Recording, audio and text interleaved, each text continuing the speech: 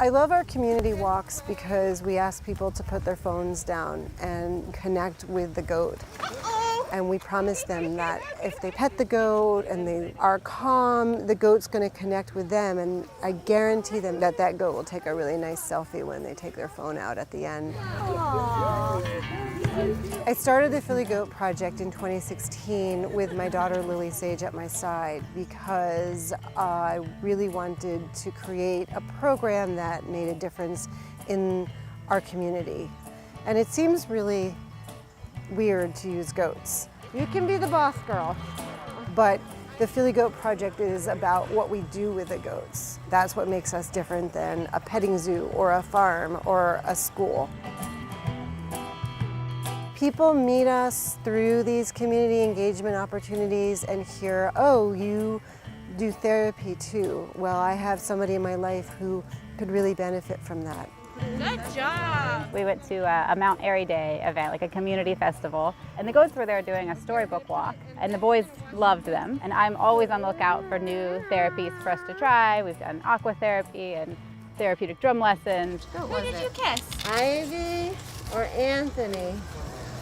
It's been huge for them working on their language and confidence building, getting to work with animals. It also pushes them to do things that they're less comfortable with.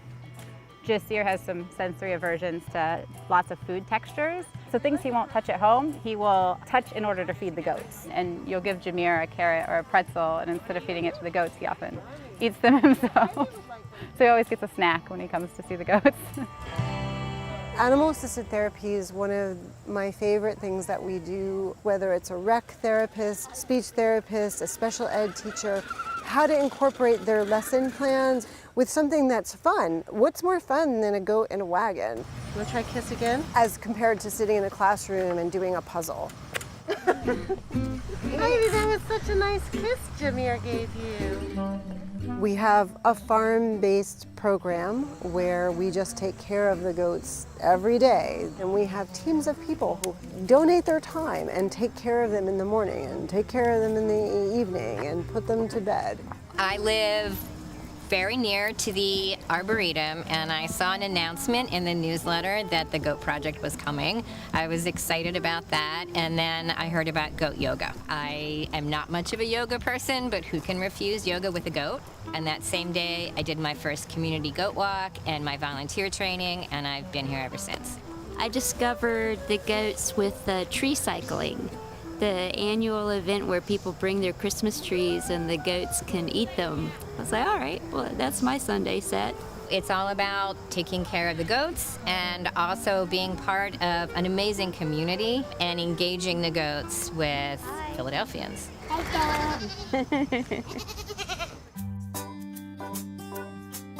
The walks are wonderful because we get to head out into the Arboretum, which is a beautiful space, and we walk through the gardens, and we run into people from the neighborhood, which is terrific. We'll stop and let everybody have a minute with the goats. What's really fun is when we walk out on the street and cars will stop. Right. Pull up beside us and say, are those goats? They are goats.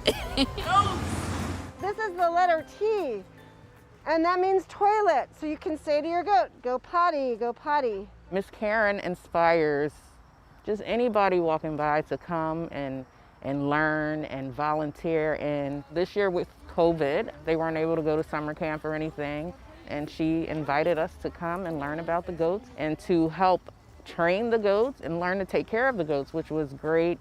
Lots of space, lots of fresh air. They were locked up in the house for around 6 months, so they needed that therapy.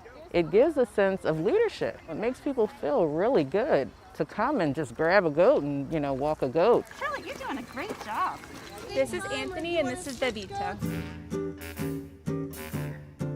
All of our goats do have important names because after we talk about poop and how you have 4 stomachs and why they have rectangular pupils and they can see behind them, we can talk about why we honor the person that the goat is named after. One of our goats is named Ray. He's my favorite. He's named after Raymond Alexander, who is the first African-American state Supreme Court judge in the state of Pennsylvania, and he went to high school right near Aubrey Arboretum. But we have other goats that are more world famous, like Holiday. She's named after Billie Holiday, who everyone thinks is from New York, but she was born in Philly. Hear ye, the show's about to begin. But first, we have some rules for everybody. One of the silliest things we've done is doing a play of the Philly goat's gruff. It's fun, and what other chance do we have to do that these days? I had no experience with any animals until here. It was kind of sudden because one day I'm on the game, the next I'm working with goats. It's crazy how your life changes in a matter of seconds. And we do other kinds of crazy and delightful things. One of my favorite things is run around the city at 5 and 6 and 7 a.m. to film our annual calendar with really cool professional photographers who donate their time to us in all kinds of famous spots in Philadelphia that people think are Photoshop, but they're not because our goats are so well trained. These goats are very uplifting. You will never leave here the same. You may come here mad, but you will leave bright.